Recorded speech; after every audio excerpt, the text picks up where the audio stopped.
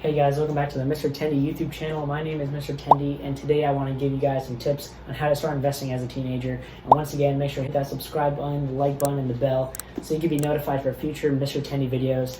But anyway, let's get into it. So you may be asking, Mr. Tendy, why should I start investing as a teenager? And the main reason is because of compound interest. So the younger you start investing, the more money you could have accumulated by the time you're older. If you guys hop into my computer, I'm going to pull up a compound interest calculator so you guys can see how investing early on in your life is definitely going to help you out.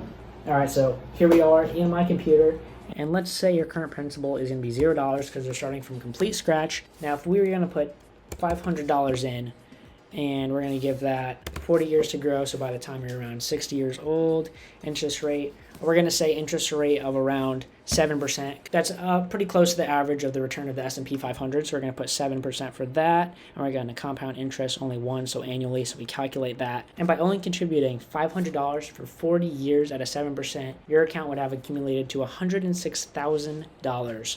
Now, that's only contributing $500 a year, so obviously as you get older, you're going to be contributing more and more and more. But I think as a teenager, contributing $500 a year is definitely a really good start. And let's just play with the numbers a bit. So if we did $2,000 a year, 40 years, $427,000. See how much of a jump that was from $500, which is $106,000. If we go to $1,000, let's see what it is. $213,000, $1,500. As you can see, as I keep increasing the annual addition, the future value goes up more each time. So the more you invest annually, the more compound interest is going to help you out in the long run. So that's why I really recommend investing at a young age and really thinking of your financial future. But if you have more to invest as annual addition, that is something you could definitely take advantage of. So let's just go to 5,000, 40 years. I mean, look, that's $1 million. If you contribute $5,000 a year, which let's say you make $50,000 a year, that's 10% of what you make, and you just put it into the investment and it can grow to $1 million in 40 years. So let's just do a little comparison of how investing early can really benefit you. Let's just say on average you can invest $2,000 per year. Start with a current principal of $0.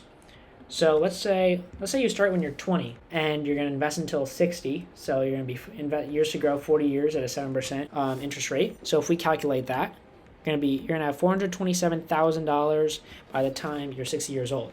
So let's say instead of starting investing at 20, you start investing at 30. So let's change this to 30 years because in 30 years you're going to be 60. So let's calculate that. Almost half, $200,000. See how that 10 years made such a large difference? If you started investing at 30, the amount you would have made is half of what you would have made if you started investing at 20. So this is just a really good example of how compound interest is on your side, how compound interest is so powerful, and how it can really help you out when you're young. And let's get into how you can start investing. If you're under 18, you're going to be limited to opening your own account because you need to be 18 to open brokerage accounts. But there are accounts that can be established with your parents or guardians that you can open to start investing. So I would just check in different brokerage companies to see if that's an account that they can open for you. And the most common type of account that allows minors to invest with their guardians is called a custodial account. So I definitely look into a custodial account if you're under 18 and you're really looking to start investing. But if you're 18, then you have options on what you want to open. You're not limited to a custodial account since you are an adult. So I really like Robinhood and M1 Finance personally. I would really start on Robinhood though because it's a really easy platform to adjust to. And as a new investor, you don't want to be complicated with all the pies in M1 Finance, which is absolutely great. I love the pies. But as a brand new investor, I would definitely recommend just going on Robinhood and checking that out. So once you open your account in Robinhood, obviously you want to start putting some money in an account.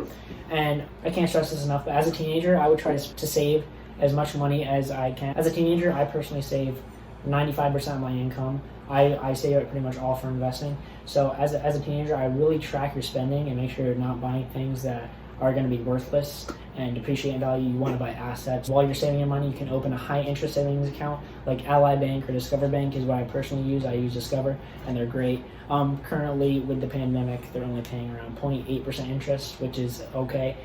Before the pandemic, I was getting around 2% interest, which is really, really good when it comes to high interest savings accounts. So this lets your money kind of grow while you're saving. It's going to grow at a much lower rate than if you were to invest it, but it's a good way to have your money on the side waiting for investing. And as a brand new investor, ETFs are very good to start. Some of my favorite ETFs are the Vanguard S&P 500 ETF, which is VOODIA, which is the Dow Jones Industrial Average ETF. in Investco QQQ, which is the ETF for technology. For a new investor, I think these stocks would make up a really good start portfolio because you're getting the entire market. You're not just buying individual stocks, which are more prone to being volatile. And even if you don't have enough money to buy the full stock, you can buy fractional shares on Robinhood, like you see here actually in my account. If you look in my account, I have fractional shares of many companies like Facebook. You can see I only have 0.015 shares of Facebook and 0.068 shares of Apple. So you can buy fractional shares. You don't need to spend $200 on the entire stock. So I definitely look into QQQ, DIA, and VOO. And below I attached a fund pie from Ellen Finance that I personally invest in. If you guys want to take a look at it, you can see the past growth of the pie, the past performance of the pie. And the VOO has averaged anywhere from 7 to 10%. So when you're buying into VOO, you're getting a slice of the 500 companies in the US rather than buying all the individual stocks. When it comes to an investing strategy, I personally really like buy and hold. I have tried day trading and swing trading before, and it can be very risky, especially for a new investor who's not very experienced. I probably lost around $500 to $600 trying to swing trade, and I personally have not found success with it, but I know many people do that. But as a new investor, I would stick to the buy and hold strategy and really buy quality stocks and quality ETFs. And if you're really interested, once you invested in these funds for a while, you can start looking into some financial reports of some companies that you really believe in, and you can start looking at their balance sheets, see if it's something you're interested in investing in as well. Once again, I think the funds are the way to go. Personally, for me, I'm going to be investing in these funds for a long time to come. I think it just captures the entire market and kind of takes out all the little picking from stocks. So guys, those have been my tips on how to start investing as a teenager. If you enjoyed these videos, make sure to hit the subscribe button, the like, and the bell so you can be notified for more Mr. Tendy videos. And once again, guys, make sure to stay positive, work hard, and make it happen. Peace.